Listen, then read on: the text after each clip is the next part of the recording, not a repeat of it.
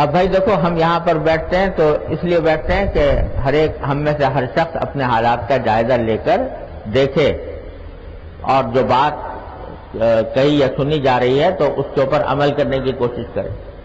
تو ہر شخص کا ذمہ یہ فرض ہے، اللہ تبارک و تعالیٰ کی طرف سے فرض عین ہے یہ، کہ آدمی اپنا جائزہ لے کر دیکھے کہ بالغ ہونے کے بعد سے میری کتنی نمازیں چھوٹی ہیں۔ اگر چھوٹی ہیں تو ان کو فوراً قضا کرنے کی فکر میں پڑ جائے، اور روزانہ، اور اس کا بہتر طریقہ یہ ہے کہ اپنے پاس ایک کاپی میں لکھے کہ میری اتنی نمازیں قضا ہیں، میں اس کو فلاں تاریخ کو ادا کرنا شروع کر رہا ہوں، ہر روز 5 نمازیں، 5 نہیں بلکہ 6 ہونی چاہیے، کیونکہ وتر کی بھی قضا ہے، وہ کر رہا ہوں۔ اگر میں اپنی زندگی میں نہ کر پایا تو میں وصیت کرتا ہوں کہ میرے ترکے سے وہ ادا کی جائے۔ تو بھائی یہ ہر مسلمان کے ذمہ ضروری ہے، اور اس سے بھی بڑی غفلت ہے ہمارے ماحول میں، چلاتے رہتے ہیں، ٹھیک ہے بھائی کر لیں گے، اس کی طرف دھیان نہیں ہوتا۔ اس درجہ ہے کہ سلطان ٹیپو مرحوم کے بارے میں لکھا ہے، ان کے حالات میں انہوں نے ایک مسجد تعمیر کی تھی اپنے شہر میں، سرنگا پٹم میں نے بھی دیکھی ہے وہ پچھلے سال وہ مسجد۔ تو جب مسجد تعمیر کی تھی تو انہوں نے یہ کہا کہ بھئی کوئی ایسا شخص نماز پڑھائے جو صاحب ترتیب ہو۔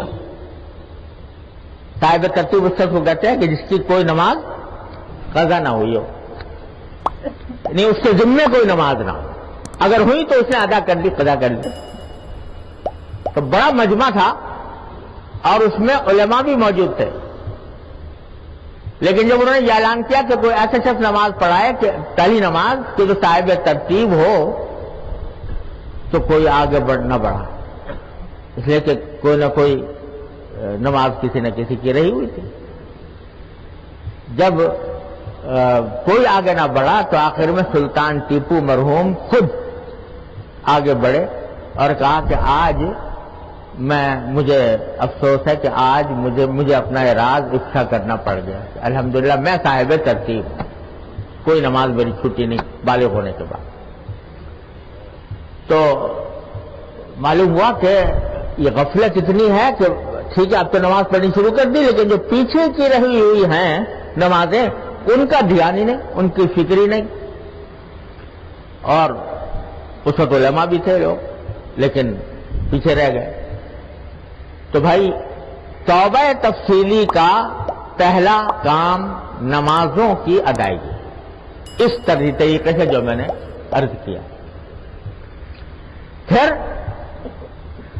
جیسے میں نے ابھی عرض کیا کہ جن گناہوں کی کوئی تلافی ممکن نہیں ہے وہ تو اللہ میاں معاف کر دیا اللہ نے، لیکن جو تمہارے اختیار میں ہے جس کی تلافی، وہ تلافی کرنا تمہارے ذمہ ضروری ہے۔ جس طرح نماز کی قضا ہے اسی طرح روزوں کی بھی ہے، اگر روزے چھوٹے ہوئے ہیں تو ان روزوں کی قضا کرنا، اور اس کے اندر بھی یہ تمام کرنا کہ آدمی وصیت کر کے جائے کہ اتنے میرے ذمہ روزے ہیں، میں آج سے اس کی قضا کرنا شروع کر رہا ہوں، اور اگر میں اپنی زندگی میں نہ کر پایا تو میرے ترکے سے اس کا فدیہ ادا کیا جائے۔ یہ وصیت کرنا بھی ضروری ہے۔ کیوں ضروری ہے؟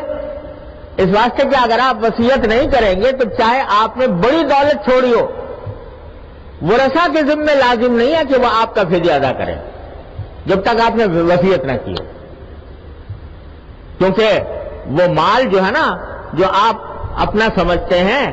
جس دن آنکھ بند ہوئی، بلکہ آنکھ بند ہونے سے پہلے مرض وفات کے وقت سے وہ آپ کا اختیار اس پہ سے ختم ہو گیا، اب تو وہ ورثہ کا ہے۔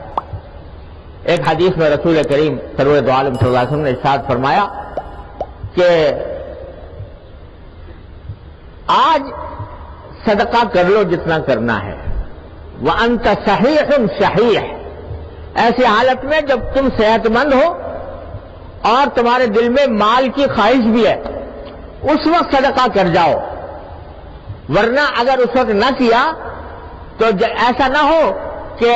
جب تمہارے پاس موت قریب آنے لگے، بیمار پڑ جاؤ، بستر مرگ پر ہو، اس وقت میں تم کہو کہ فلاں کو اتنا دے دینا، فلاں کو اتنا دے دینا، حالانکہ وہ مال تو فلاں تیسرے فلاں کا ہو گیا، یعنی وہ مال ورثہ کا ہو گیا،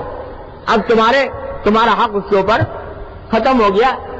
صرف 1/3 کی حد تک وصیت کر سکتے ہو، اس سے زیادہ نہیں کر سکتے، اس سے پہلے کر جاؤ۔ تو اس لیے پہلی بات تو ہے کہ وصیت کرنا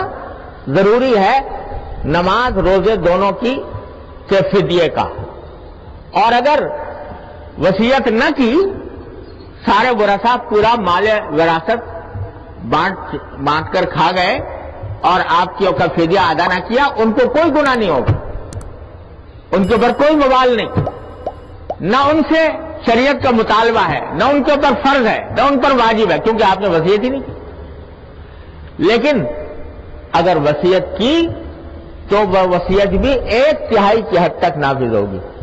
یعنی اگر فدیہ ان کے کل مال کا 1/3 کے اندر آ گیا تب تو ان کے ذمہ واجب ہے کہ وہ فدیہ ادا کریں، اور اگر اس سے بھی زیادہ ہے 1/3 سے زیادہ تو ان کے ذمہ واجب پھر بھی نہیں۔ اس لیے وصیت کرنا ضروری ہے، نماز کی بھی اور روزے کی بھی۔